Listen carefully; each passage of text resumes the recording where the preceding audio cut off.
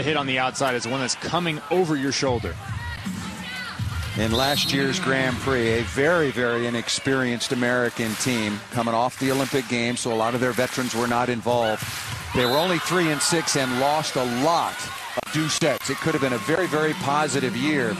Here the Americans are once again. If you're going to win big internationally, you have to be able to perform under a lot of pressure, which his scoring format certainly applies.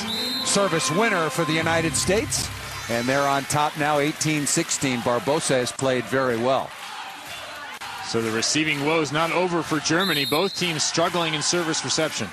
Both teams giving up big runs. The United States gave up a 5-0 run. Now Germany gives up a 3-0 run. Now make it 4-0. That's not what the top flight teams, Italy, Brazil, and China do. They don't give up these kind of runs. And a timeout is called by Germany, now trailing 19-16.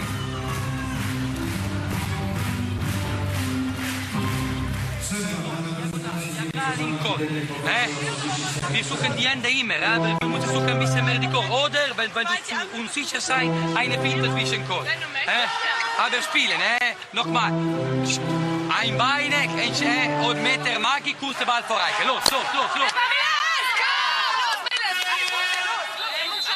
So Germany has already lost to Poland 3-1, while the United States was defeating the Dominican Republic by an identical set score. And now the critical match of this opening weekend, at least in this group. Around the rest of the world, some shock waves in Brazil. Italy has beaten world #1 Brazil.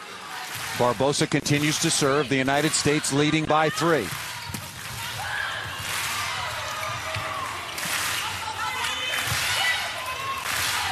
Tight pass. That's going to be a blocking violation. Another big call. Very controversial touch call, and now blocking the set against Megan Hodge. You don't see any argument from the U.S. side. This is a mistake by Megan Hodge. If that ball is on top of the net, truly on top of the net, take a swing. If it's even close, take a swing. If you make the move she just made, you're never getting that call. I agree with you, Kevin. That was a good call, and coming right back with a service ace. Heike Beyer for Germany, and just like that, the United States lead is only 1. Oh, that is a tough serve. Look at the way that thing broke. Oh, and Cynthia Barbosa has already had trouble. Now facing a tough jump float. Timeout now is taken by the United States. Just moments ago, they led 19-16. Ebb and flow, people. Ebb and flow. It's the way of the game. Deep breath, big smile. Let's go to work. Side out. 1, 2, 3. USA!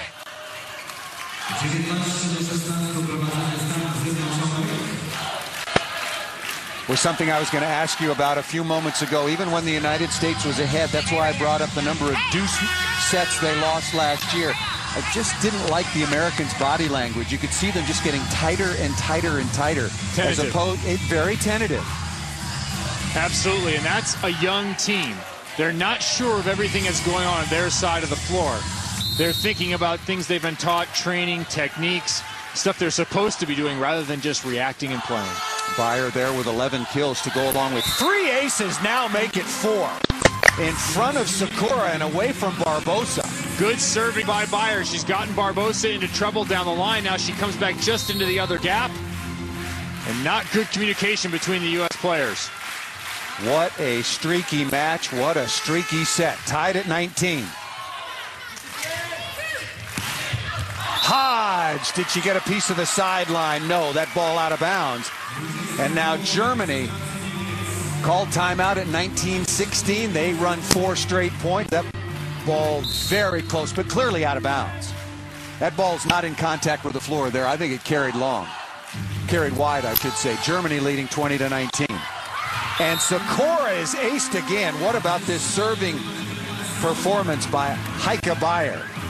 Beyer doing a great job taking advantage of Barbosa, making Sakura move over and take more space. Putting Sakura off balance, and now Huma Kutchin counters with Jordan Larson. Going to come in and pass for Cynthia Barbosa and try and move Stacy Sakura back to the middle of the floor.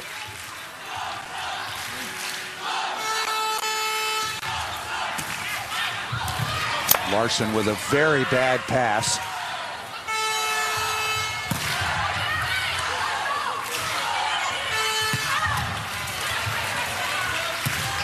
That ball stuck straight down. Not a good decision that time by Kotsu.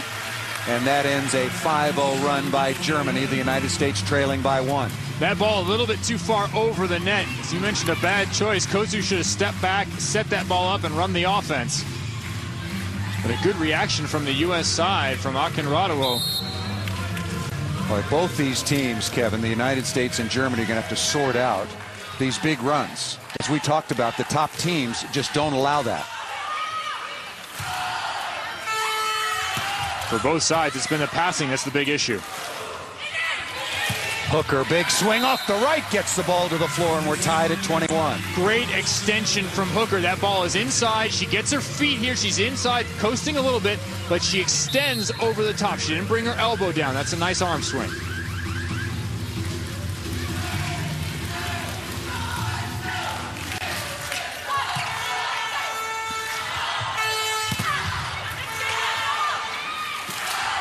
Oh, that's a bad set. Kept alive by Germany. And a double contact is called. Wow, another critical call. And what a situation to make that call.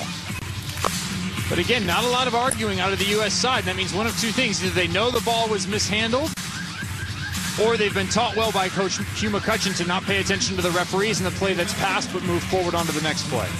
Saskia Hippa coming on to serve now for Germany. They lead 2-1 and 22-21. Next up will be the Dominican Republic for Germany and Poland for the United States. Hodge wristing that ball over the top of the block.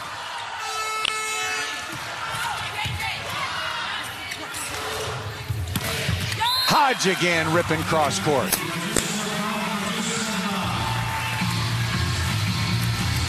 You see it 1 out of every 10 to 15 swings where Glass and Hodge and Hooker all connect, and it looks really good.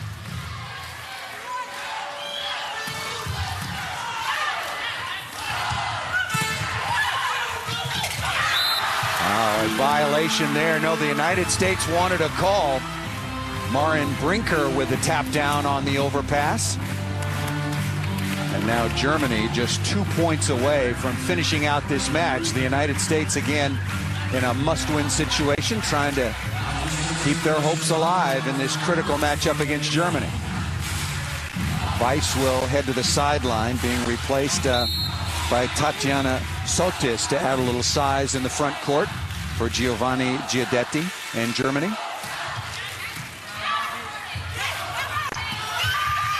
And that ball tipped. Oh, finally with a whistle, they called that dig was good. It looked like both teams stopped, tied at 23.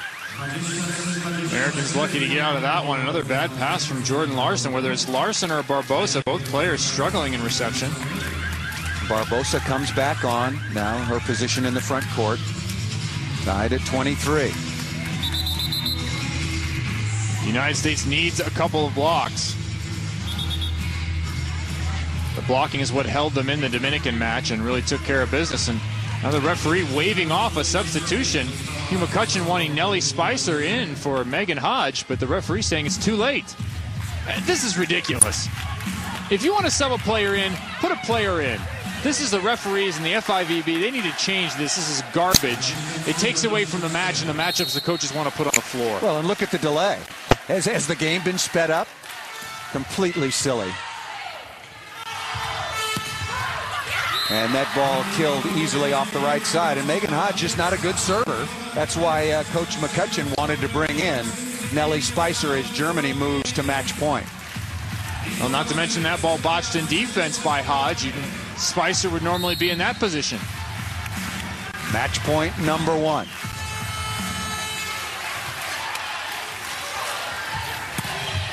Barbosa. And tipped to the floor by Weiss.